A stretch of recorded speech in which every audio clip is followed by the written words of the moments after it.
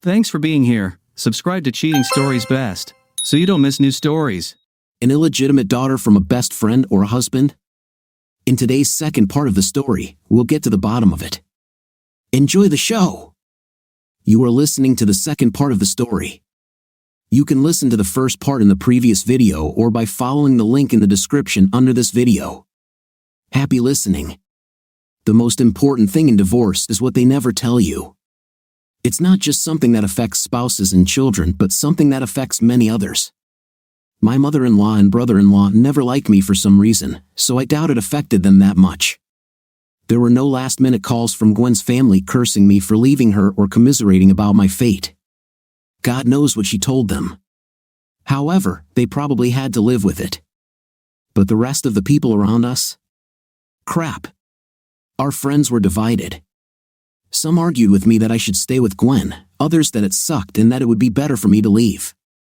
Some simply moved away from both of us, avoiding the drama, and were never heard from again. Entire friendship circles disintegrated, and new lines were drawn. We didn't have many friends, online or in real life, but the effects of our divorce rippled through our small community in ways we never expected. Everything sucked. More and more people I considered my friends left me, and all this before the divorce was finalized. My depression only got worse. Luckily, I still had my sister and her family to help me. There were days when I was nothing more than a robot going about my duties, but they were there. I also tried to be close to them as much as I could. I mostly spoiled my nieces.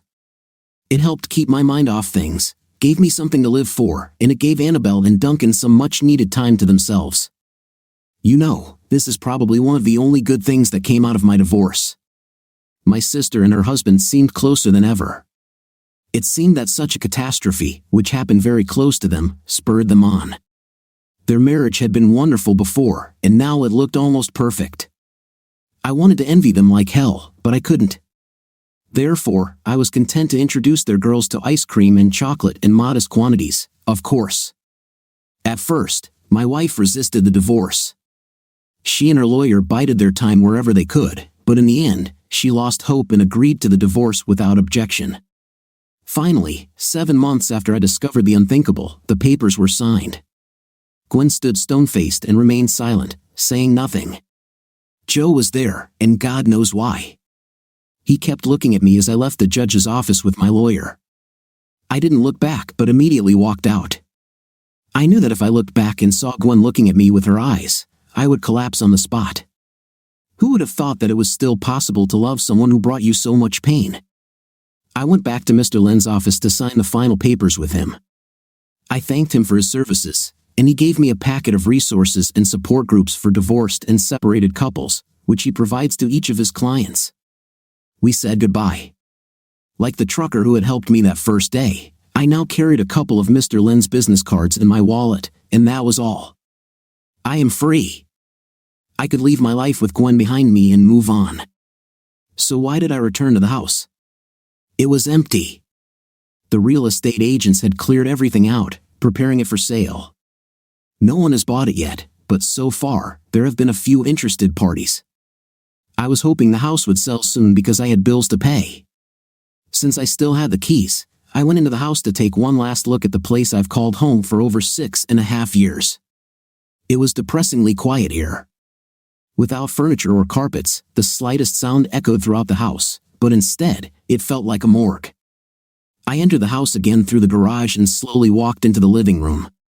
The hardwood floors were refinished and looked like new, and the walls were bright white with new coats of paint. The estate agents had removed all traces of us ever being here. I knew you would appear here one last time. I turned to see Gwen standing in the kitchen doorway. I was so caught up in my thoughts that I didn't hear her car pull up or the door open. She was wearing the same tight black dress and high heels she wore at the courthouse. No wonder, I myself was still in a suit and tie. Yes, well, I waved my hand at the empty space around us. I thought it wouldn't hurt to take one last look, just to make sure we haven't forgotten anything. I looked over her shoulder. Joe isn't with you? My wife, ex-wife, shook her head. He returned to our apartment to prepare dinner. I told him that I needed to be alone. I nodded sagely, although I had no idea what was going on in her head. Whatever it was, she and Joe would have to deal with it. It's not my problem anymore. You'd think that would make me feel better. I'm surprised you're not celebrating. Gwen walked over to the sliding glass doors that open onto the patio. This is what you wanted, isn't it? Squaring my shoulders, I sighed regretfully.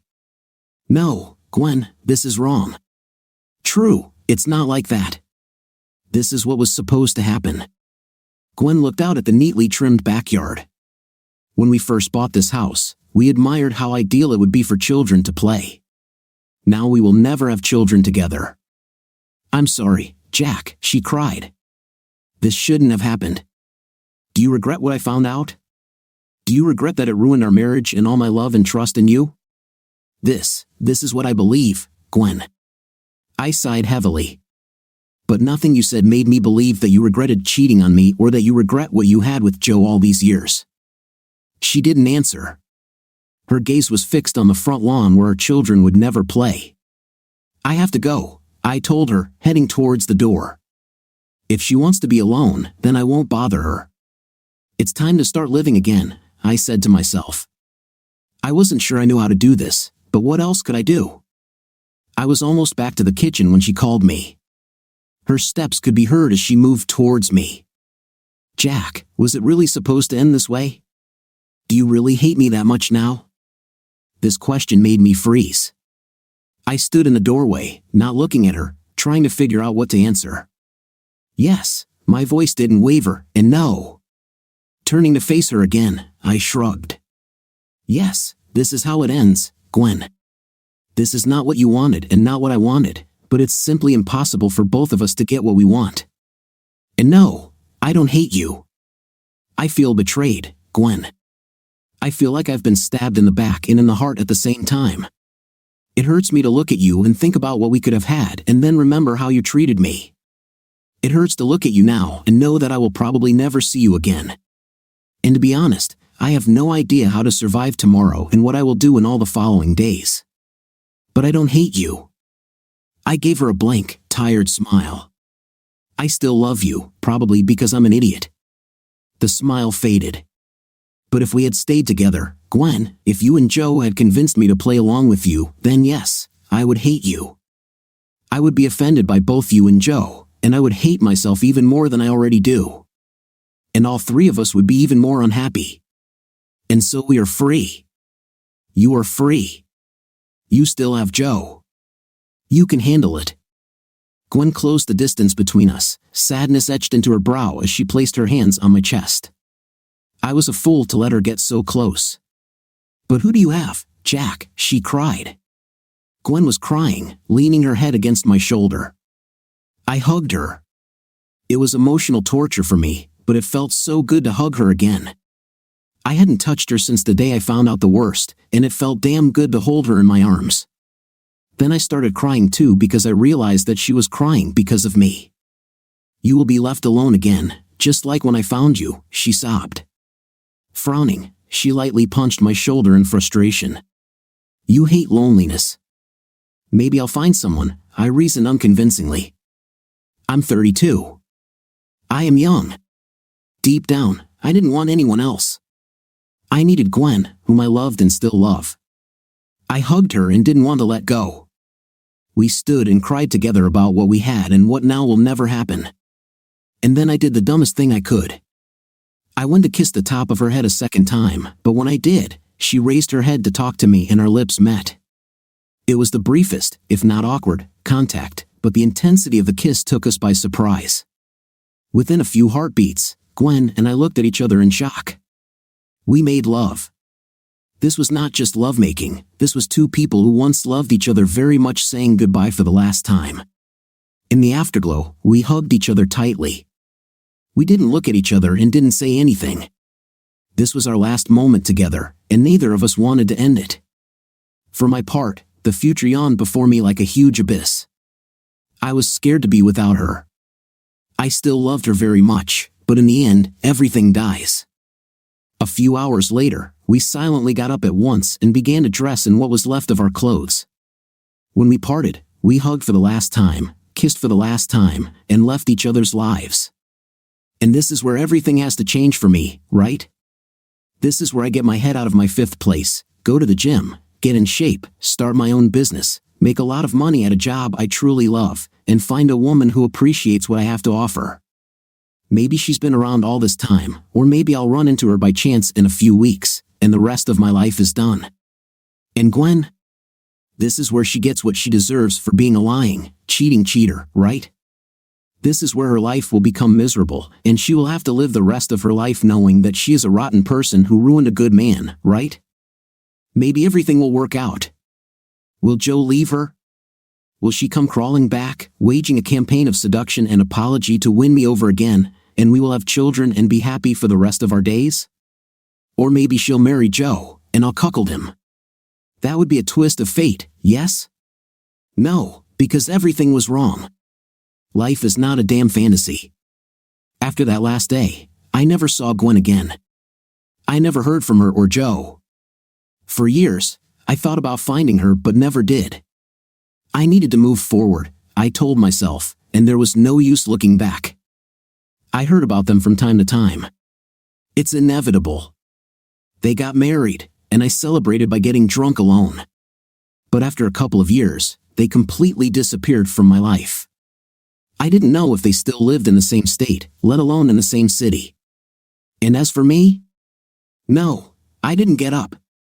This tragedy did not make me reconsider my life and allow me to grow as a person.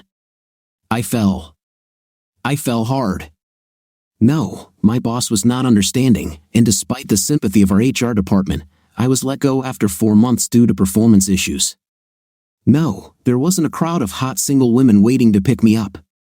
Oh, there were several sympathetic friends, but that's all they were, friends and sympathy. Most of them were happily married anyway, so there was nothing wrong in that regard. For those who had not been married, I was damaged goods and a used one at that. The rest of the details are not important. Suffice it to say that for the next 14 years, I bounced from job to job and state to state. I stopped playing, stopped communicating, and deleted all my social media accounts. I used a prepaid phone and rarely went out. Dating was out of the question. I didn't trust anyone. For 14 years, all I did was work and go home, wherever I was living at the time. At home, I ate a little, read a little, watched TV, and slept. In the middle of the night, I went for long walks. I became a grumpy, sour. Life hurt me, and I wanted to hurt it back. And I did, in 1,000 petty ways. Annabelle didn't always understand where I was. I also pulled away from her. Looking at my sister, her loving, faithful husband, and beautiful children was too much for me. Every Christmas, I sent her and Duncan as big a check as I could save for their children. After a while, I didn't even know how many they had. That was all I could handle. Can you imagine this? A decade and a half of simple existence. No family, no friends. I didn't live. I just barely survived. My weight dropped to the point where my ribs were visible. My clothes were from thrift stores and secondhand shops, and I wore them until they were threadbare. I hated life, I hated living, and I hated myself. The world doesn't owe me anything, I thought, so I don't owe it anything either. Thoughts of suicide did not leave me. Perhaps my ex-wife did not want to hurt me so much, but the humiliation lasted for years. Her lies destroyed my confidence as a man and as a person. It haunted me for years, even after I put her out of my mind. Honestly, I think the only reason I didn't kill myself was that it was too much of a hassle to bother with. I didn't have enough mental energy left at the end of the day. It was as if I was dead inside, my body just wouldn't stop walking. Then, one day, without any warning and to my great relief, I finally died. I was in Maine, unemployed again, and out of goddamn milk. Every day, at least one of my meals consisted of cereal or oatmeal, cheap foods that required no effort to prepare. They were usually unsweetened, with a little fruit if I wanted to indulge, but a lifelong habit demanded milk. So, in the middle of a chilly February night, I bundled up and walked to the corner store at 3 o'clock in the morning. There was no one on the street. The wind howled fiercely around me, a sure sign of a blizzard. The overhead lanterns cast an eerie haze into the cold air, and the absence of any sound other than sharp gusts rushing past my ears reinforced the feeling that I was the only one left in an abandoned world. I liked it. I was a ghost walking the streets of a city that was cold and devoid of life. It was appropriate, given the weather. I half expected the corner store to be closed when I got there and was prepared to turn back in bitter refusal. The universe, I believed, would be cruel enough to deny me a simple couple of liters of milk. To my slight surprise, the store was open. Neon signs flashed randomly, offering beer, lottery tickets, and an ATM. The storm likely left the personnel trapped, but as long as they had milk, I didn't care. They would still have loved ones and friends when this was all over. I couldn't say the same about myself. Without thinking about anything other than getting 2 liters and going home, I opened the door and walked in. I was beaten. My legs went out from under me, and falling onto my side, I grabbed the wire magazine rack and tore it free. At first, I didn't feel any pain, but then it spread throughout my entire upper body. It became difficult to breathe. A line of fire traced its way across my thigh, but it was nothing compared to the blossoming agony in my ribs. My lungs didn't want to work properly. Inhalation was difficult, and exhalation resulted in a sickening gurgling sound coming not only from my chest but also from my throat. My mouth was filled with a rich, astringent, honey taste. I lay flat and tried to figure out what was wrong with me, then I remembered the shots. Funny thing is, I didn't remember hearing them until I was on the floor. Moving with difficulty, I ran my hand along the front of my coat where the pain was worst. My palm became sticky, hot, and red. Again, I smiled internally as I lay on the floor. Dropping my bloody hand, I closed my eyes and smiled with satisfaction. Everything is over. It's finally over. I wanted to cry with relief.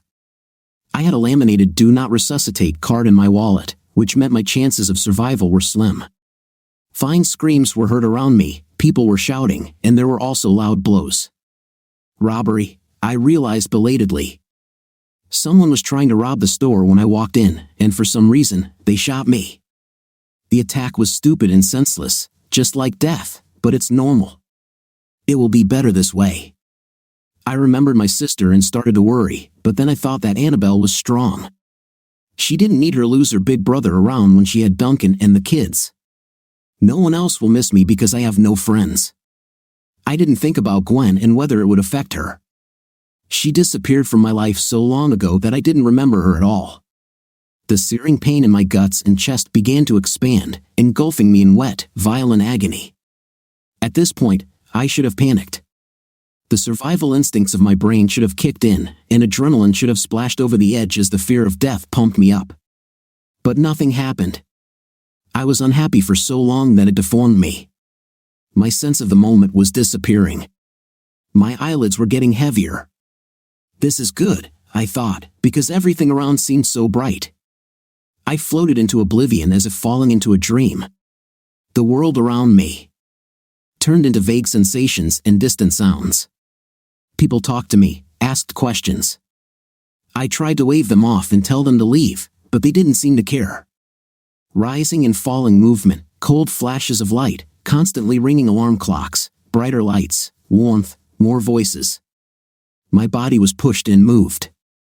Get off me, I remember wheezing to someone. I wanted them to stop bothering me and let me die in peace. He reacts.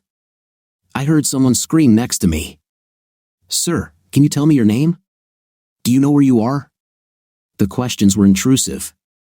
I again weakly tried to wave off whoever it was and let myself float on. More screaming, something about blood pressure. We are losing him. It's okay, I muttered. I almost completely passed out from the pain. Everything is fine. I lost myself many years ago. I don't think they heard me. I wondered if anyone would worry about the tombstone. My final regret was that I didn't bother to tell anyone that it was supposed to be something simple and small and located in a place where people would constantly trip over it. And then it all ended. But she always says such nonsense, someone said with a hint of despair. Well, I mean, this is Sarah, right? I already told you about her.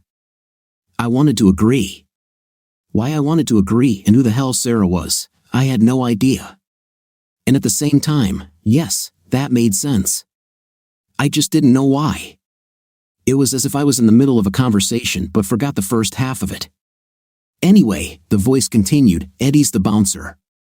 He should have thrown that poor guy out, even though he liked the guy. Not that Eddie will ever tell him that he likes him, because Eddie is so shy. It's adorable, but still, he has a job, right? And this guy's companion is still throwing up in the toilet. This part didn't make sense to me. I thought Eddie had a crush on Sarah, so that was news to me, if only I knew who Eddie was. And Sarah? I managed to open my eyes. It was another false ceiling, this time not like the one in the store. First of all, it was clean here. My brain began to register sounds other than a high-pitched chatty voice, people walking down the hallway, beeps, raspy breathing, and a woman's voice coming from some speakers. It was a place I should have known, but I couldn't find the words for it in my head. The speaker was somewhere next to me, quite close. I felt the warmth of a hand holding mine. I wanted to turn my head and say something, but my neck wouldn't give in. The tightness in my throat prevented me from doing anything other than letting out a weak sound.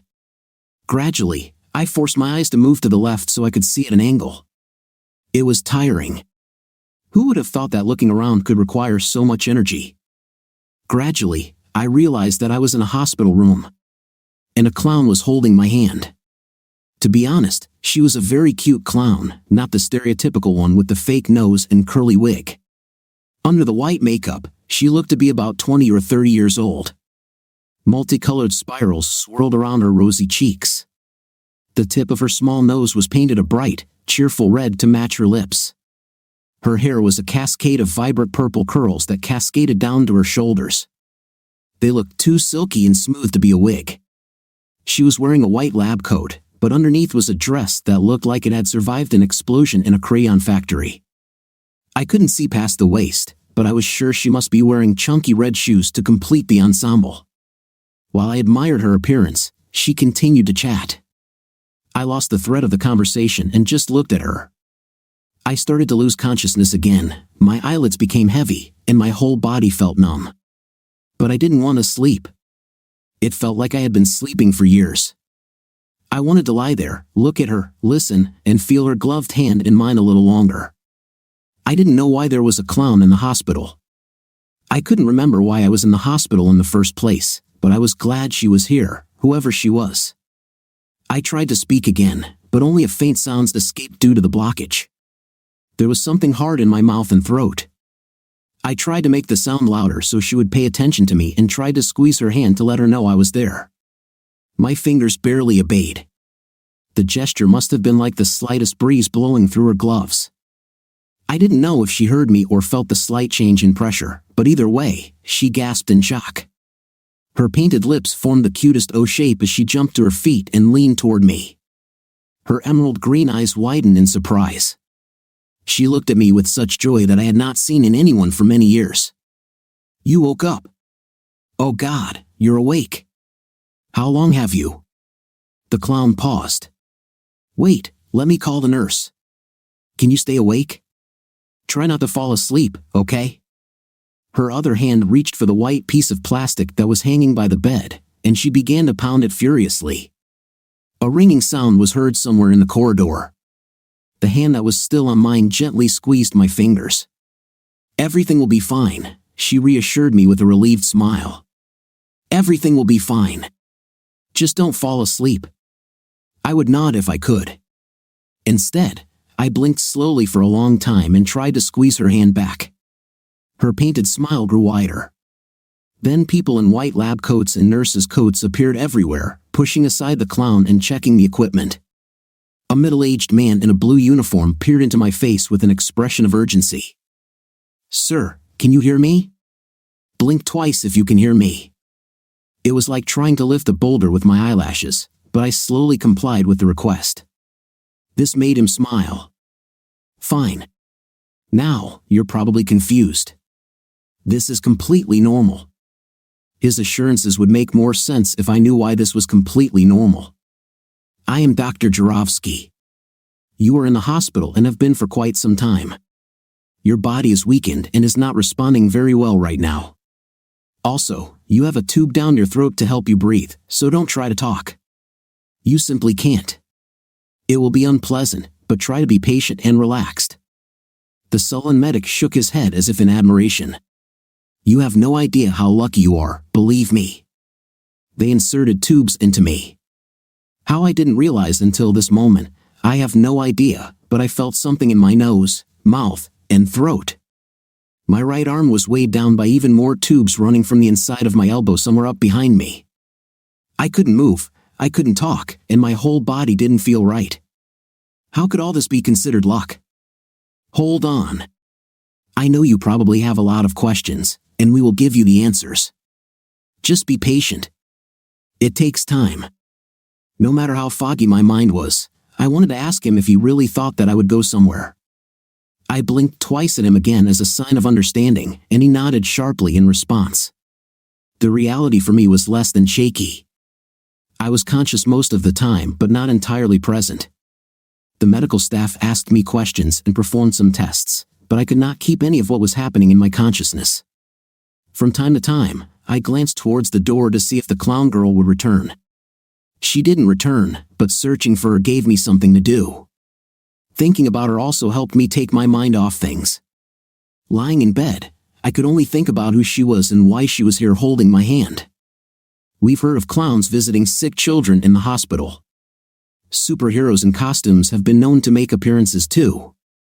I was left wondering if Spider-Man or Wonder Woman would stop by next. Knowing my luck, it had to be Deadpool. But I'm hardly a child. Nurses and doctors came and went, as did my sense of time. I slept and woke up, returned to sleep and woke up. And as I recovered, my impatience grew. Memories slowly came back to me. I remembered going to the store to buy milk. I remembered falling, but I didn't remember being shot at. I didn't remember the faces of the other people in the store, but I clearly remembered lying on the floor and seeing that there were Reese's bars for sale, buy one get one free. Reese's peanut butter cups sat below the Kit Kats. A few days after I regained consciousness, the clown appeared again. At least, I thought it had been a few days. It was still hard to tell. I was sitting in a less reclined position than before when she timidly entered, and my awareness of my surroundings became a little more stable. The breathing tube had also been removed, an unpleasant process that made me glad I was unconscious when it was inserted. I couldn't speak yet, but I could move a little. "Hello," she waved timidly from the doorway, looked around the corridor behind her, then snuck inside. She was wearing the same outfit as before. The surprising thing was that she was actually wearing huge red shoes, but instead of the traditional clown pumps, they were outrageous high heels. They looked like stilts. Then I realized that she was actually much shorter than I thought, but again, every person is taller than someone who is lying down. She carefully sat down on the chair next to me and took my hand again. I had gotten a little stronger, not much, but I was able to squeeze her fingers slightly and smile weakly. It was difficult to turn my neck to keep her in focus, but I managed. "I shouldn't actually be here," she admitted, "but I wanted to come and see how you were doing." She rolled her big green eyes. I'd always been partial to big eyes. "Of course, while you were in a coma, they didn't care and called it therapy. Now that you're awake, they call it getting underfoot. Nurses, right? Well, okay." She reached out with her other hand and brushed a lock of hair from my forehead. It was a strangely intimate gesture. She seemed willing to do the talking for both of us, and I let her. It was nice to listen to her voice. It was high, pleasant, and so animated. "So, I don't know if you remember, but I'm Cotton," she said, biting her lower lip. "The makeup must have been damn good because it didn't smear. Do you remember? God, I must have talked to you for hours the last couple of weeks. I have no idea what you might have actually heard. I thought that if I continued talking to you, you would hear me." Cotton giggled and shook her head from side to side in an idiotic manner. "I'm stupid, I know. I'm a better performing clown than a therapy clown, but I had to try." I swallowed, wincing as my esophagus stretched. I couldn't speak or write, but I forced my hand to twist in her grasp until my finger reached her palm. I had to know, and there was only one way to ask. With great difficulty, I wrote one letter on the fabric of her glove. The clown was confused for a moment, realizing how much effort it had cost me. She was also smart and quickly understood what I was asking. She smiled a little sadly and took my hand in hers again. "Because no one else was here for you." That's how I met Cotton, or rather, that's how I met Cindy. Cotton is both her last name and her clown name. Originally, she said she was going to choose the clown name Cottontail after an American rabbit because she liked the sound of it, but she didn't actually like rabbits much. It turned out that she heard about me while visiting the children in the children's department and, out of curiosity, came to see me. She was so touched that I had no visitors that she decided to sit with me. It was a little disappointing to find out that no one came looking for my sorry 5th place, not even my sister, but it made me even more attached to Cindy. She has a big heart. It turned out there was a reason why my sister wasn't called. Nobody knew who I was. The robbers rummaged through my coat after I passed out and took my wallet. I got to the hospital with no ID, no do not resuscitate card to explain why I was alive, and no one to identify me. At best, they realized I was local, but what next? I was officially an unknown. Moreover, until I was able to communicate, I remained a mysterious patient. It was only a week after I woke up that I was able to say my name. When they asked me if I had any relatives, I replied that I did not. I had abandoned my sister and had no intention of dragging her and her current family into my messy life. However, I felt different than before. I didn't feel like the guy who closed himself off from the whole world, hating everyone and everything. It was like a distant bad dream. But if I'm not that guy anymore, then who am I? I ended up learning more about my situation through Cindy and Dr. Dorosky. They shot me 3 times, in the left leg, in the stomach, and in the right lung. I now have an artificial knee that is guaranteed to last me 80 years, and Cindy teased that I could get my deposit back on it. The second bullet tore through the diaphragm and then ricocheted into the stomach, the force of the impact also damaging part of the liver. The third bullet passed to the right of the heart, piercing a lung and damaging a bronchial tube. To complicate matters further, when I fell, I severely smashed my skull on the floor. There was no brain damage, but the concussion made it difficult to work with me. In addition, there was one more small circumstance: malnutrition. It seemed strange, but my lack of proper nutrition and sleep offended the doctor to some extent. I wondered if he suspected my less than stable mental state.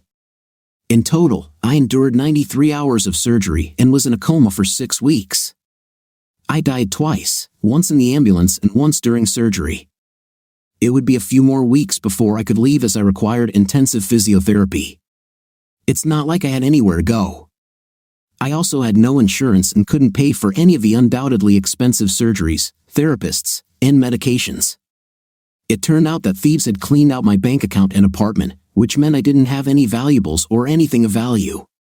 Even if the police caught the robbers, which the detective who came to see me doubted, then everything I had was most likely long gone. Using the touchpad, I conveyed my concerns to Cindy, who just smiled and shrugged.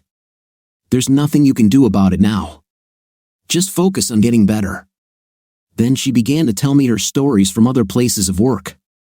She wasted time sitting with me and saw no reason to stop now. Cindy was also a good storyteller. The stories themselves weren't that interesting. I was fascinated by the way she told them. The nurses tried not to let her in, but I finally gave in figuratively. I pointed out that she was the only person who had stayed by my side, and if she wanted to continue doing so, she was welcome any time. Someone muttered that she should be around the children, but since she was a volunteer and only came to me before and after scheduled visits with the children, there was no problem. Cindy helped me very much.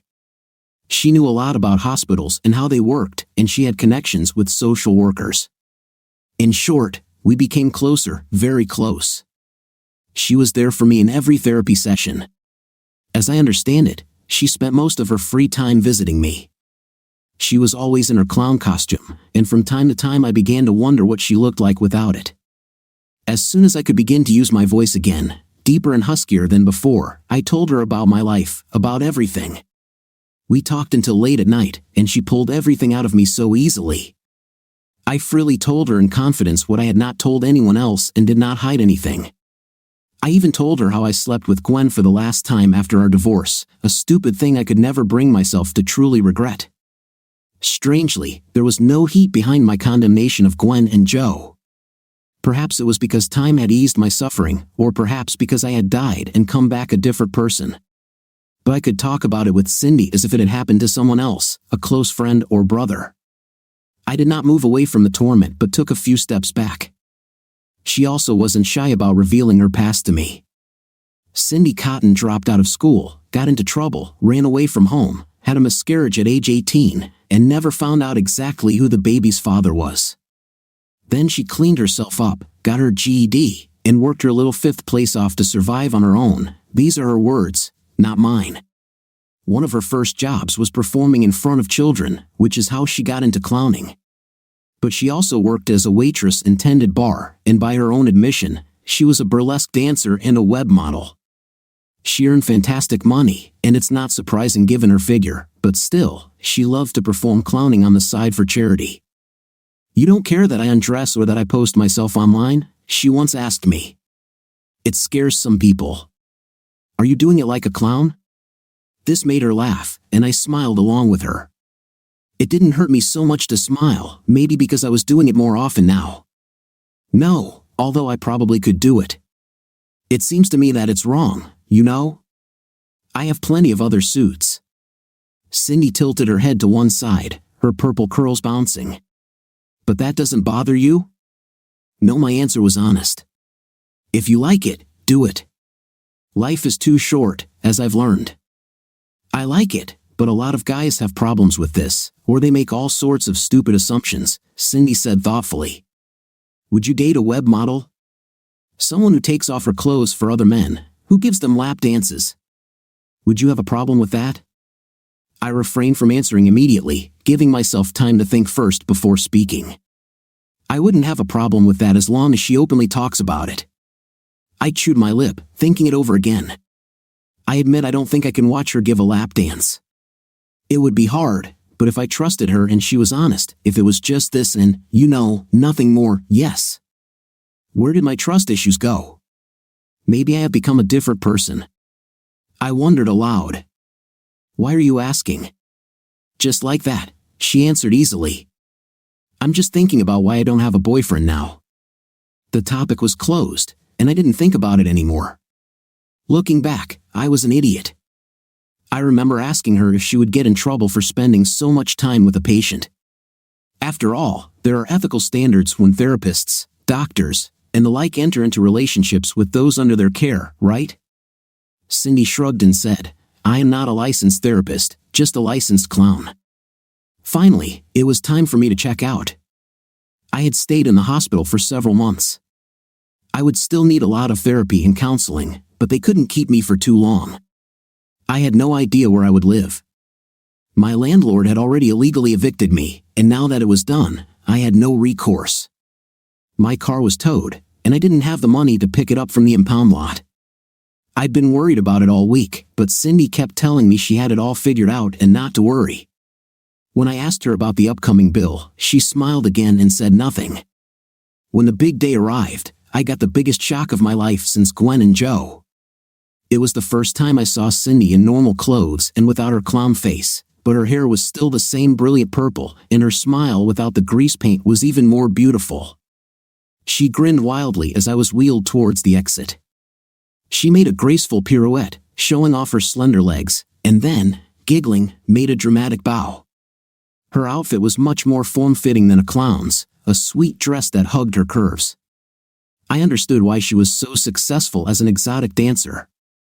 Despite her beautiful calves and healthy bust, I was still attracted to those eyes. They sparkled with mischief and fun. Later, I found out that her eyes really were such an impossible color. Her hair may have been dyed, but she didn't wear any contacts to achieve that brilliant green hue. Seeing her eyes at that moment, I understood everything. I'm in love. I just don't trust myself yet. So where are you taking me? I asked as she helped me into the car. To some shelter? Oh no, nothing like that. Don't worry, you'll love it. Cindy cast a sidelong glance at me with a grin. What, you don't trust me? I pursed my lips sarcastically. I was in a good mood.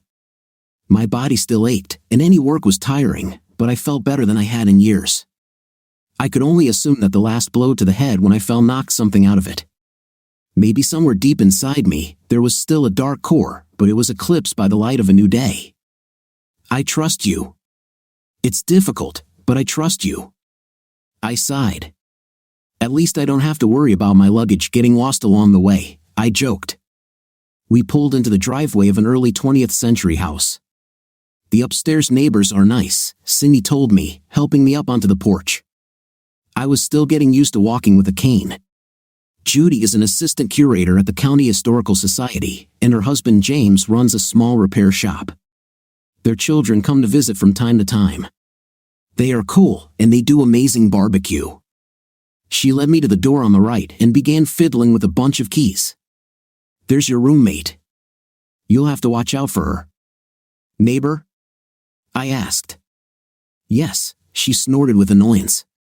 We went inside a cozy living room filled with mismatched furniture. The apartment looked lived in but clean, not the hasty cleaning people do when expecting guests, but the constant maintenance of cleanliness. There was a faint scent of incense in the air. She can be a real pain sometimes and damn impulsive. Once she knows what she wants, she goes after it. How? Bang, zoom, and away we go. Not a single thought in her little head. So bad, I was slow to understand. Oh, you won't believe what she can do sometimes. She is a real bungler, Cindy said, closing the door behind me. For example, sometimes she finds a great guy who she's only known for a couple of months and who is really unlucky, and she just brings him to her house without any warning. Well, aren't you crazy? I wasn't that slow. Wait, you mean? She came up behind me, gently wrapping her arms around my waist. I felt her put her head on my shoulder, her breasts pressed against my back. Were you serious that day when you said that what I do doesn't bother you? Yes, if that's what you like to do, then. She stepped towards me, and Cindy's face lit up with pure delight. Bang, she whispered happily, rising on her tiptoes. Zoom. I have discovered that there are no sweeter kisses than clown kisses. 5 years have passed, and things have gotten better. There was a stark contrast between Cindy and my ex-wife that I couldn't help but notice. The debt evaporated. The county paid a little, charities paid more, and the rest I could send in small installments. It may never end, the bill ran into several $100,000, but there was a good chance I would die while still in debt. Cindy didn't let me get upset about it. The sky is always hanging over your head, she told me, and there's always a chance that one day something will fall on you when you least expect it or are ready for it. But that doesn't happen. It's the same with debt. It will always be there for people like us. We can't let it stop us from living. Cindy always had a lot of similar images and metaphors to support me. She also had many ways of keeping us together. We never went to bed angry. Sometimes we had to talk all night, but we always went to bed together. If one of us said to the other, "I love you," it was said sincerely and at that moment. She said it was a house rule, and one night a week was ours. It was carved in stone as far as she was concerned. At least one night a week, any night, had to be reserved for the two of us, no family or friends. She had a lot of friends who had been through difficult times themselves and understood her. My new social world was filled with people who were not living the middle-class American dream. No one owned their own home, few owned their own cars, and everyone had problems. These friends quickly became my friends, especially when they found out that I played tabletop role-playing games. I missed a couple of editions of D&D, but it wasn't long before I started playing again. Fighting hordes of orcs with a crowd of bouncers at 4 in the morning was simply unrealistic.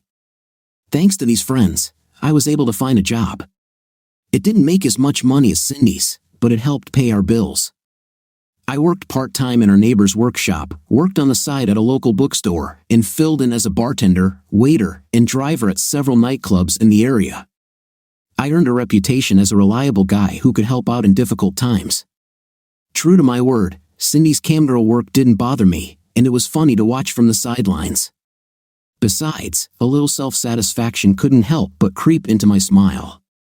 The poor souls could pay for her time, but they would never be able to have her like I did. The dancing was a little more difficult when I saw her at the club, but I put it out of my mind. She did lap dances, but nothing more. It was a pretty upscale place where things like that didn't happen, and her boss made it clear to all his employees that if it did, they'd be screwed. My mistress is a fantastic dancer. She may not be the best in the place, but she knows how to use her body. Even more impressive was the way she extorted drinks and extra tips from patrons by lying to them and teasing them as if they had a chance with her. We laughed all the way home while she counted the money, and then we made love. Hey, I said things got better for me, but I never said we were saints.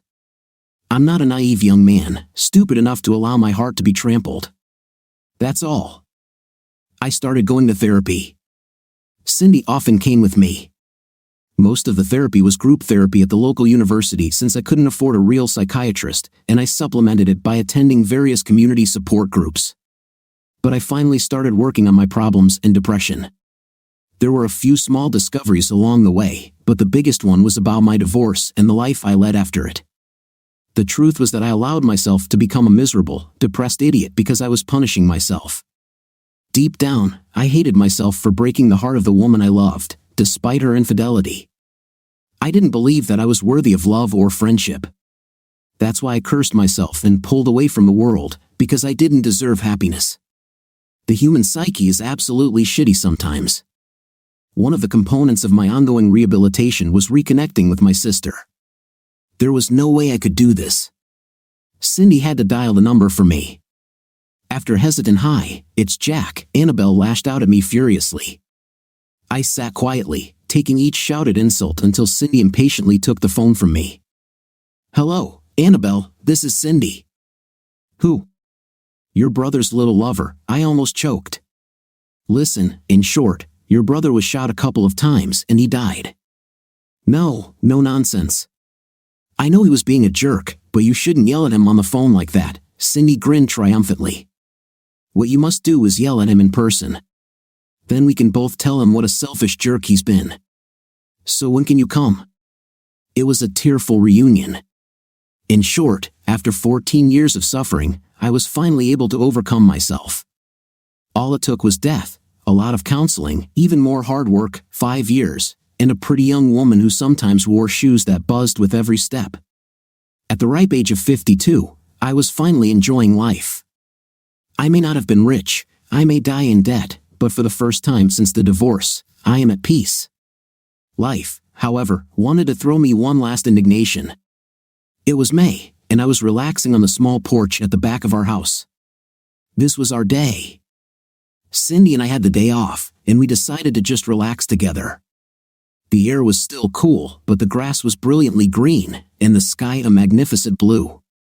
The temperature was perfect for sitting in a chair on the lawn and drinking a cup of tea. I brought the latest campaign book for the game we were supposed to start next week, but I hadn't opened it yet. I took this moment to just enjoy the outdoors. I'd been there for about half an hour when Cindy came out to join me. She had worked late the night before and had just woken up. I smiled when I saw her. "Hello, honey. How did you sleep?" She made an inarticulate sound and sat down in the chair next to mine. She took my hand with one of hers and lazily stroked the back of it with her fingers. There was nothing unusual in her being silent for a moment. She always rose slowly. For a long time, we just sat and held hands while the birds chirped around us and the distant traffic horn sounded a few streets away. I had a feeling it was going to be a good day. "Jack," she finally began without looking at me, "did you talk to Annabelle last night?" "Yes, about trifles, about how the children are doing and all that." "And what else?" Cindy nodded slightly, her gorgeous curls bouncing. "I don't know if she said anything else." I exhaled, trying to think. Remembering specific things was still a little difficult for me at times, but I was pretty good when it came to my sister and her family. "No, not at all. We didn't talk for long. The neurons are finally working. Oh yeah, I forgot that she mentioned she received the results of the DNA test she took a few months ago.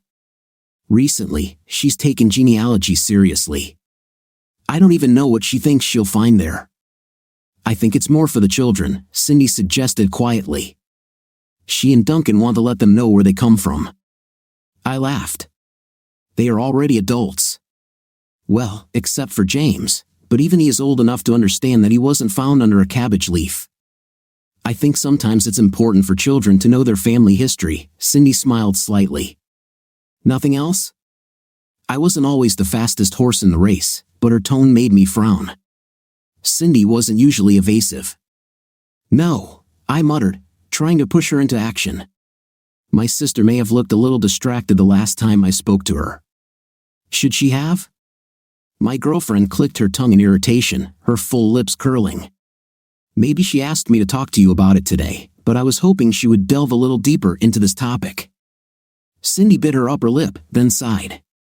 Okay, listen, you talked about her being a genealogist, right? Trying to reconnect with lost family members and all that? I didn't understand what she was getting at. My father died at a young age, and we were never close to his family, so I can see why Annabelle might be interested in this. We also had several cousins on our mother's side that we hadn't heard from in decades. Who doesn't love riddles? After all, there are television shows dedicated to finding your roots. But Cindy spoke ominously about it. I silently gestured with my free hand to invite her to continue. A smile flickered across her lips, and she squeezed the hand she was holding, just like when she visited me in the hospital. What if Annabelle finds out something from your past that you didn't know about? Something about, she took a deep breath, Gwen. This turn of the conversation made me fidget in my seat, and I felt my jaw tighten. Cindy, honey, I have to put all this behind me. That's what all psychotherapists say. I need to either accept the past or let it go. Over the years, I didn't do a good job of accepting the past, so I let it go. So if it turns out that Gwen is my cousin or stepsister or aunt or whatever, I'd rather not know. Cindy let out a small growl of frustration. That may not be true, Jack. It won't be better, but then again, maybe it would be. So Annabelle found out about this 2 weeks ago. She told me about it the night before yesterday, and the two of us decided whether to tell you or not because, yes, it's about Gwen, but at the same time, it's not. Besides, we know how you feel about secrets, and none of us want you to find out about it in a roundabout way. So bad, huh? I took a deep breath, thinking about what to do. I really didn't want to delve into the past, especially with my ex-wife. I felt like I had made a lot of progress in the past 5 years, and even without knowing the details, I was afraid that going back to the past might lead to a setback. On the other hand, I hated secrets. Both my lover and my sister were clearly worried about what my reaction might be if I was unpleasantly surprised again. Although I still couldn't think of any news that could be as bad as when I found out about Gwen and Joe's relationship. For me, the shots and almost dying couldn't compare with that betrayal. That's how sensitive I still was about all of this. The tip of my tongue probed the inside of one cheek as I struggled with the dilemma, but in the end, I saw only one path ahead of me.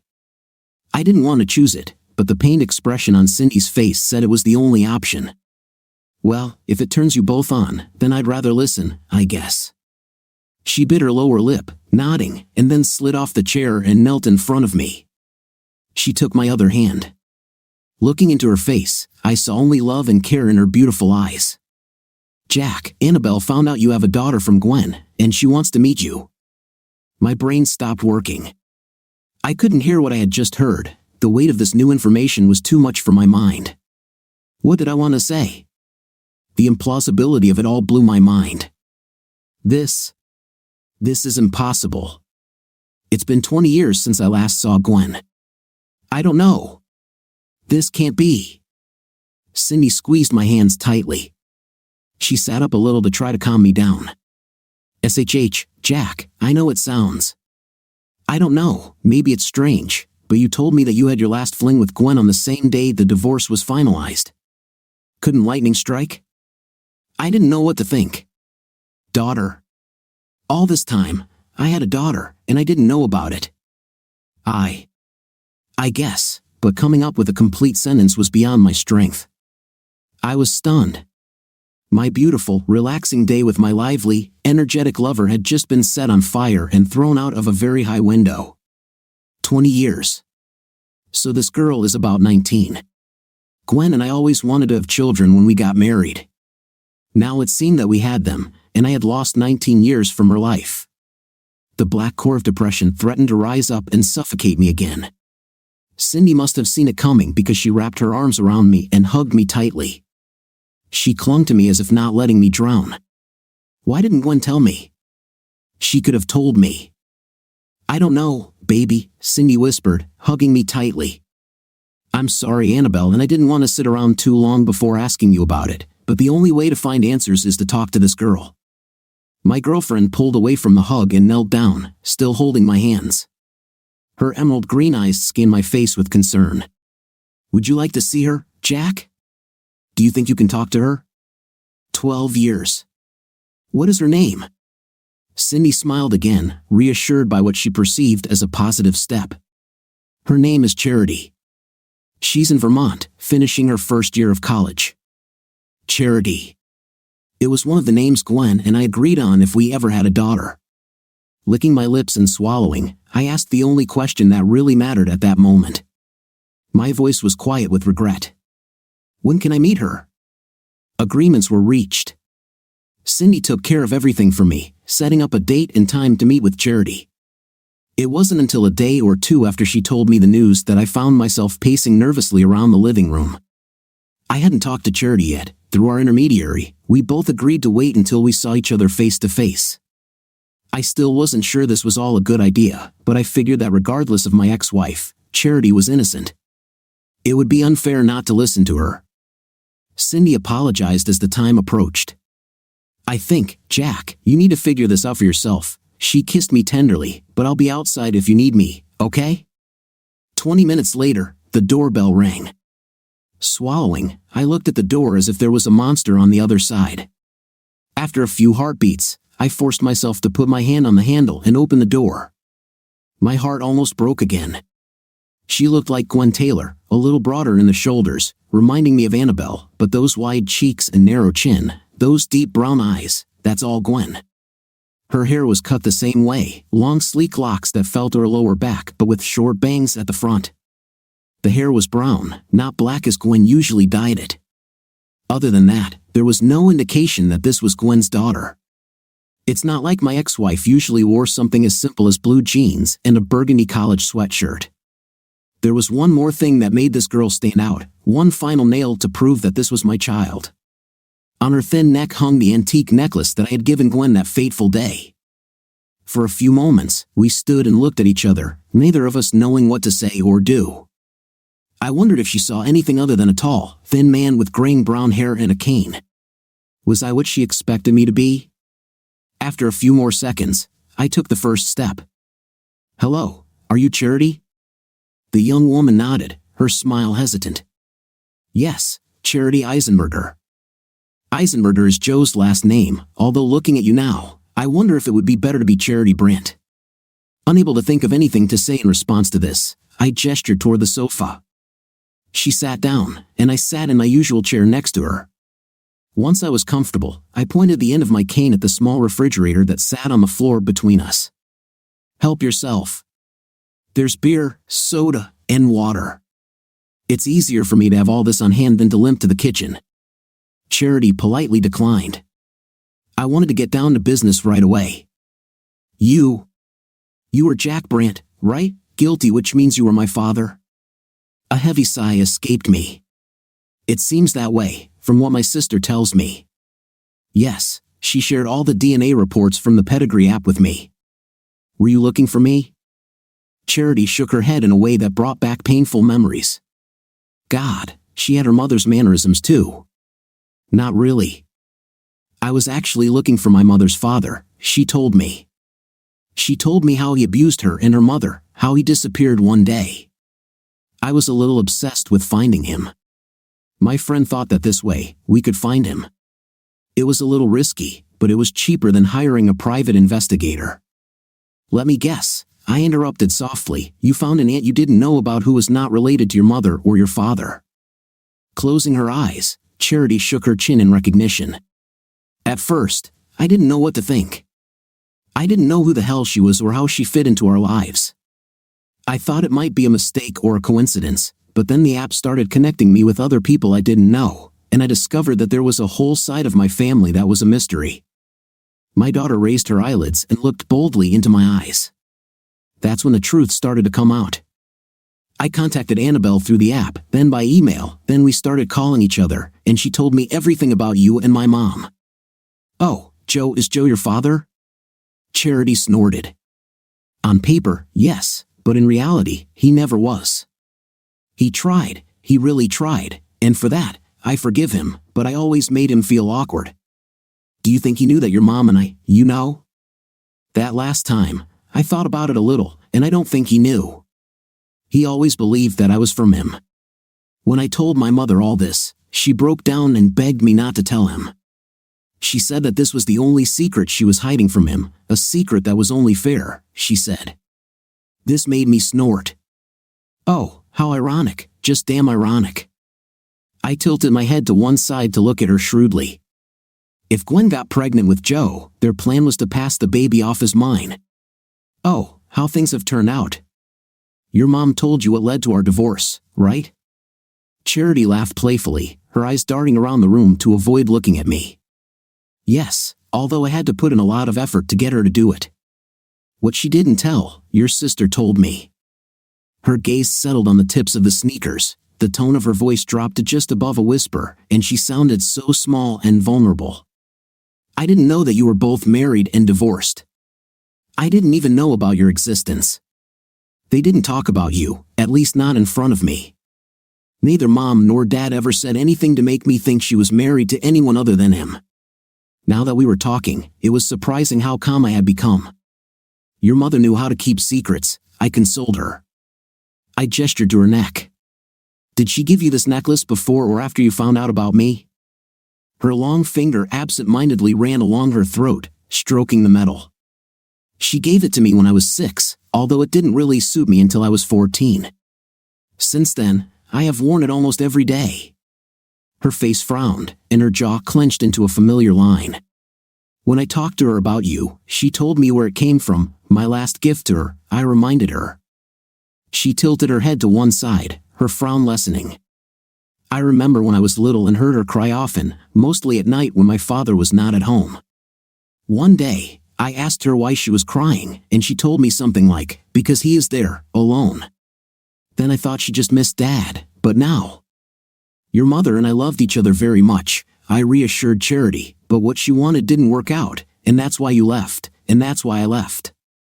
Another heavy silence filled the room. We were both lost in our own thoughts until I interrupted with my question.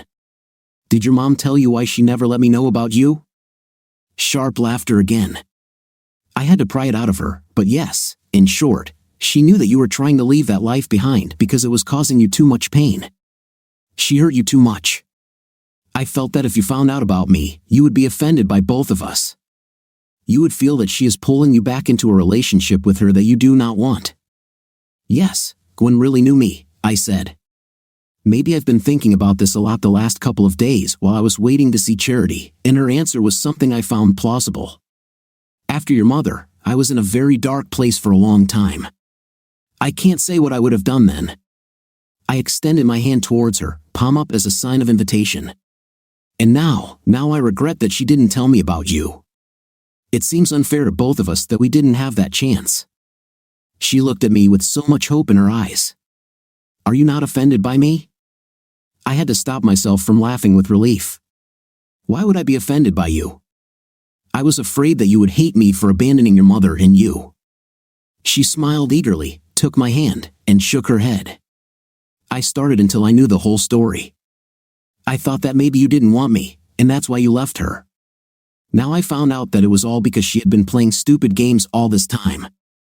To be fair, I wouldn't call it a game, I said. Perhaps I have softened my heart a little towards my ex. Your mother seemed to think that the best way to deal with something unpleasant was to not deal with it. She didn't want to tell me what was going on with Joe, so she didn't. I didn't want to tell Joe that he might not be your father, and she didn't. I didn't want you to know anything about me at all, so you didn't say anything. I don't think I can forgive her for this, but I can understand.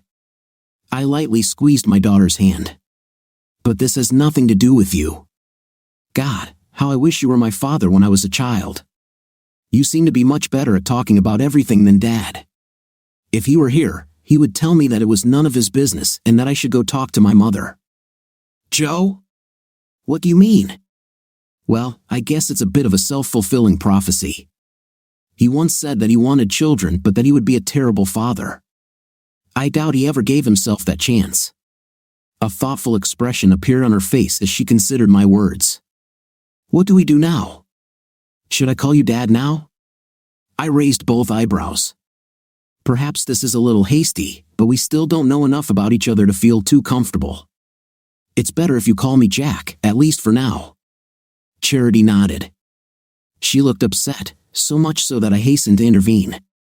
"But now that we know about each other, Charity, we can take the time to get to know each other better, if you want. Personally, I would like to." This was rewarded with a grin that looked like it could leave my own face. "So, can I move in?" I realized that this was a joke and laughed along with her. With this laugh, the last tension inside me burst out, and I gave her the same grin. "Depends on the circumstances. Do you think about bringing boys home from time to time?" She suddenly blushed, caught off guard. "No, well, I mean, boys won't be a problem." "Oh. So, this friend," I began, "the one who gave you the DNA test kit, is not a boy, I take it?" "Yes, and perhaps something more than just a friend." Charity let go of my hand and pressed herself against the sofa. Is this a problem?" I kept the smirk on my face to show that this was not the case. "Well, I do not know. I haven't met her yet, but I would like to. If she's here with you, we could go out to dinner together. How do you like that?" The way the tension drained from her face was amazing. Charity was filled with excitement that reminded me of Cindy much more than Gwen. "Yes, I mean, I'll have to ask her, but she's at the motel. We were hoping that if all goes well for you today, we could find a part-time job here until school starts at the end of the summer. This way, we could all get to know each other better." I reached forward and gently took her hand again. "I think this is as good a start as we can all hope for. There's really one thing I have to ask of you, Charity." "About what, Jack?" She winced. God, how strange it sounds from my lips. Shaking her head to clear the thoughts, she leaned forward again. "What do you want from me?" This time, I hesitated.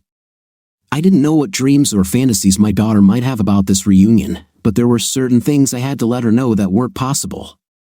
"Your mother, Gwen." I don't want to know." I swallowed. Damn Gwen, after all these years, it still hurts. I don't want to know how she's doing, where she lives, or who she's with. I don't want to see her or talk to her. I don't want to know about her or about Joe. And I don't want them to know about me. I don't want them in my life, and I don't want to be in theirs. Only in yours." Charity pursed her lips, and I could see that she was considering the consequences of my request. "You still love her?" "I loved her, and probably always will be, or rather, I will always love Gwen, with whom I lived for 8 wonderful years. Hearing about your mother now, well, it'll just be a ghost story, very sad." "But you love Cindy?" "I love her very much, more than I ever loved your mother on her best days and on her worst days. But Gwen is an aura in my very traumatic past, Charity, and I can't keep moving away from it. If I'm reminded of how heavy that chain is." My daughter thought for a moment before nodding in the same, all too familiar manner. "I may slip up from time to time, say something by accident." "It's okay, Charity. That happens, just nothing direct, please." We talked for about 2 more hours until she started to get tired. It turned out that Charity and her friend Linda arrived from their college right after classes. She'll call back later in the evening to confirm dinner plans, and we'll all go out together. Cindy crept into the living room and sat where Charity was sitting, taking my hand in hers, as she often did. "So, I assume everything went well?" she asked carefully. Nodding, I squeezed her hand lovingly. "We're planning dinner for tonight before you go to work." "I heard some of what you said," Cindy said flirtatiously. "I overheard a little. What did you say about loving me more than Gwen, even on my best days with her and my worst days with me?" I laughed and pulled her off the couch to sit on my good knee. You know it's true. Now I know, she said carefully, leaning against me. My lover was soft, warm, and wonderful. How are you going to prove this to me? Bagels, I announced firmly. Bagels? Yeah, I told her we'd go get some bagels for lunch. I hope they have the ones with French toast. I like them very much. Cindy furrowed her brows in confusion. How will bagels prove that you love me, Jack? Just watch. Without taking my eyes off her face, I stroked her fourth finger. After bagels, we'll go to the jeweler's, and I'll buy you a ring, and I'll make you an offer, Cindy. Oh, well. It was so funny to see how embarrassed she was. She melted in my arms, squealing in surprise. Over the last year or two, we have talked about marriage. It's time to do more than just talk. The time has come to start our own family. Well, if so. Cindy kissed me with one of her special kisses. If that's the case, she murmured, nipping at my ear, then I guess I should say yes and save you some time. Although, we should have a honeymoon with a rehearsal just to make sure we do everything right. I chuckled. The bagels could wait a little longer.